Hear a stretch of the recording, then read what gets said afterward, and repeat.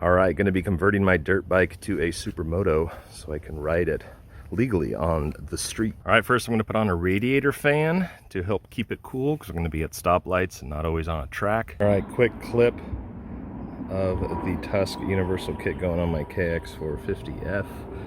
Took about an hour. There's the fan, there's the thermostat, there is the little gauge reader adjuster thingy. Routed the wires pretty easy.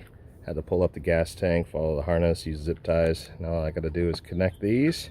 We should be good to go. All right, next up we're putting on a carbon fiber P3 exhaust heat guard so I don't burn my leg while cruising. All right, heat shield is on. No more burns. All right, out with the stock exhaust. Onto the rocket. All right, next I'm gonna replace all the plastics because they are a little beat up. I'm gonna put a decal kit on as well. All right, fresh plastics installed.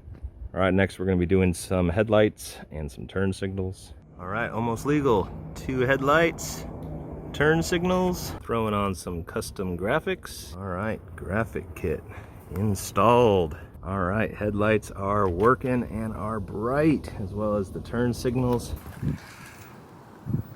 And staying in legal compliance, got myself some kind of low profile, kind of cool looking mirrors, I think. They look better than, you know, having some big ugly round thing off to the side that kind of hang below.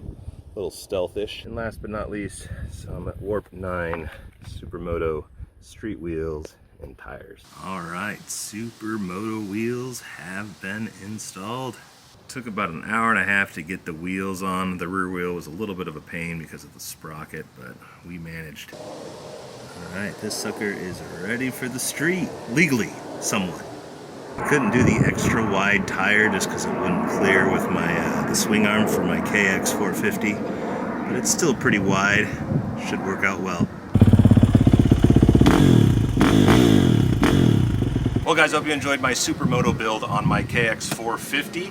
I'm just waiting on to get the actual license plate. Again, I'm going through a company in South Dakota. I'll put a link below, but you just pretty much send them your title, registration, proof of ownership, and they'll get your bike street licensed, and then they'll send you the license plate, and then I just have to go to the licensing's office and have them switch it to a Washington State, and then I'll get a Washington State plate.